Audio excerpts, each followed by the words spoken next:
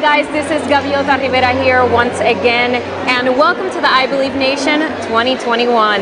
Now, right beside me, I have the one and only Michelle Williams, guys, right off the stage, and there's a lot that we need to talk about. We need to go in depth, and one of the things that I noticed the most today is the emotion, right?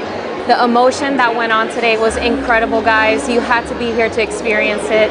And first of all, thank you for being here. It is really an honor. And we really want to talk and kind of go into this conversation about being emotionally intelligent, because I think that is really what the majority of this talk was about, right? Yes. So can you dive in a little bit into that? First of all, hello everybody. I'm so happy to be here. I was supposed to talk about emotional strength. I'm sure I diverted from it a little bit because I really wanted to dive. We talk about emotional strength, but there are some people right now, you might not feel like you have the strength. I didn't have the strength, or if I did have the strength. I just didn't tap into it, so I needed to go into the why. I needed to go have a real talk and a real story about a particular season in my life. So I hope anybody out there that's been dealing with depression, been dealing with anxiety, or any other diagnosis that somebody might have given you as it relates to your mental health, I want you to know it's something that you can get through, and it's something you can overcome. Yeah, and I think there was a lot of people in the room that could relate to this topic. I mean, when you asked who has felt depression at least once, there was a room filled with hands up, right?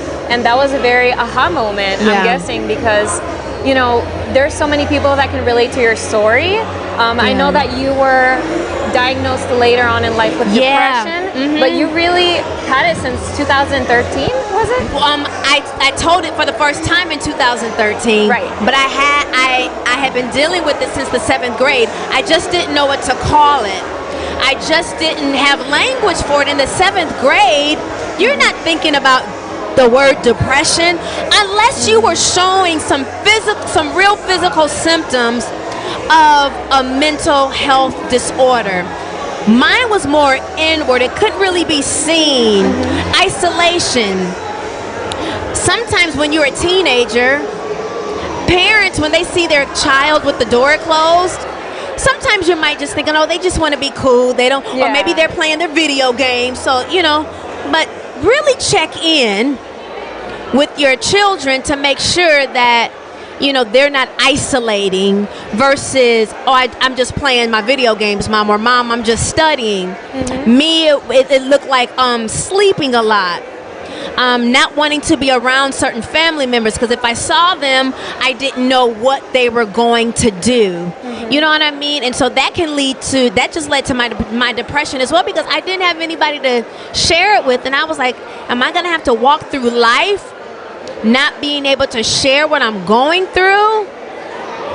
But I'm so thankful that I eventually found a great outlet and great care.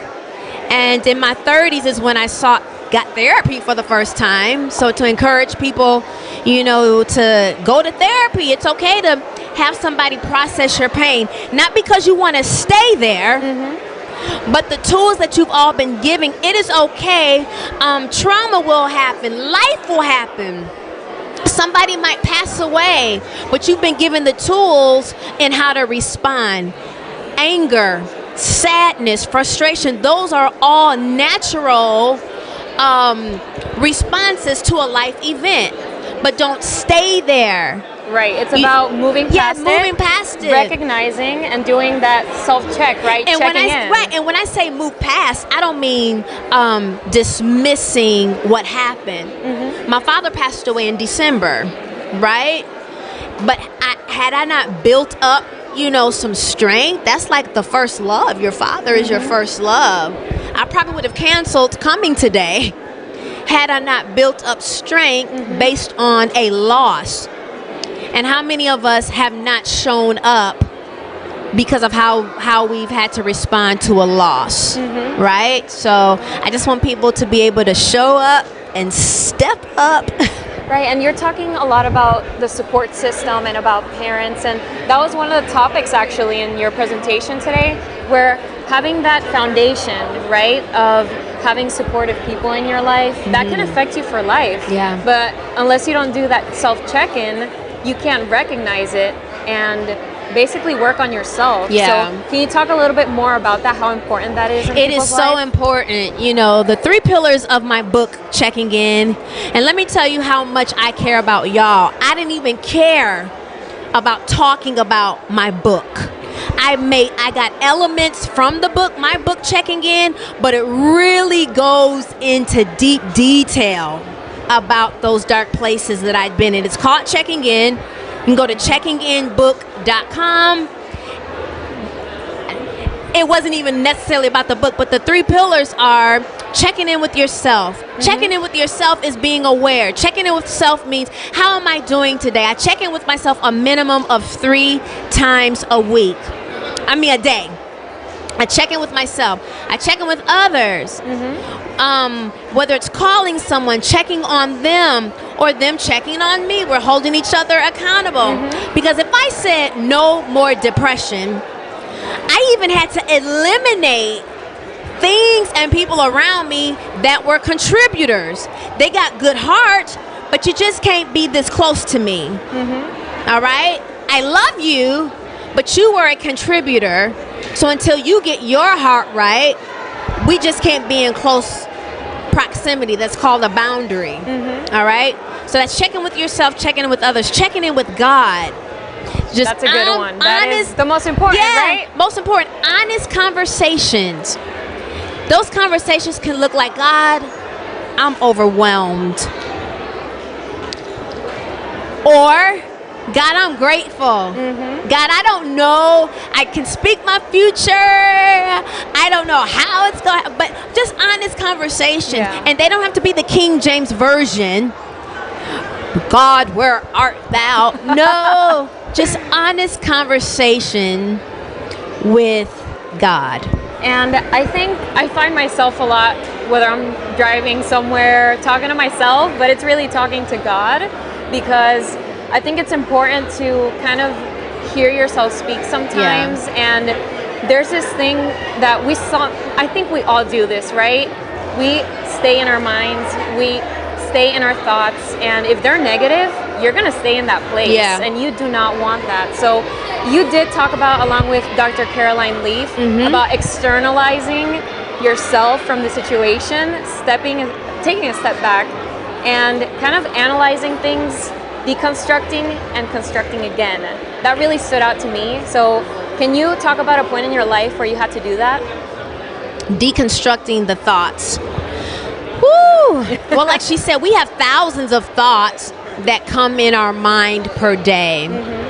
But what are some of those thoughts that you ruminate on? Meaning, because meditation and all that you focus on, you can focus on the good things, but it could be an event or something that happens, and the thought is, well, like I said, the enemy does his job to steal. He comes to steal, kill, and destroy. God, his thoughts are good things, life-giving things. Does God correct? Yes. Oh, yeah. He corrects and chastises those he loves. Does God redirect? So is the thought to correct, redirect, loving, life-giving? That's how I differentiate and deconstruct the thought. I don't do it. I'm not perfect at it, because sometimes I used to love just sitting and making a blanket with dysfunction, because it's almost easier.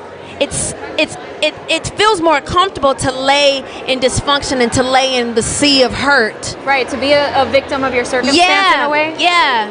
But it takes repetition, it takes work, like working out muscles. You know, you're not going to get muscles the first day you get in the gym. So it takes day after day after day after day after day, and before you know it, it just becomes who you are.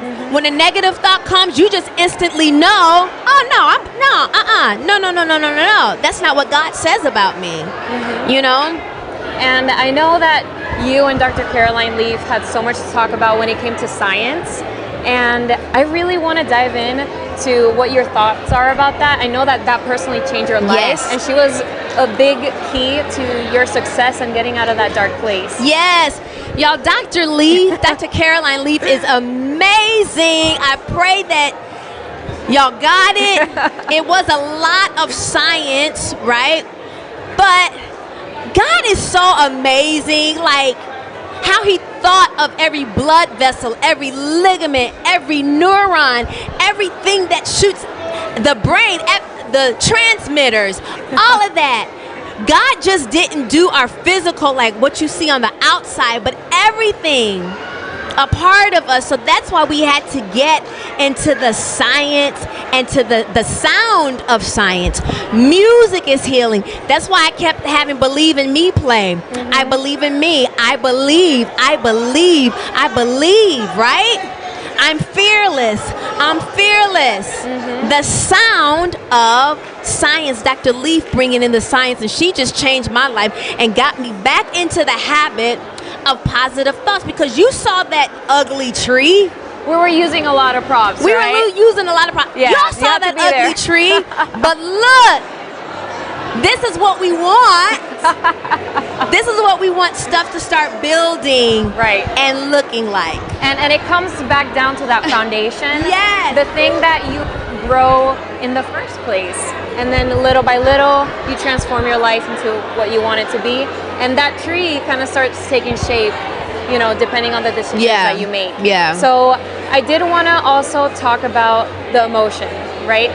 At the end of the show, and those of you that weren't there, you had to be there. There was a lot of emotion, especially from David himself.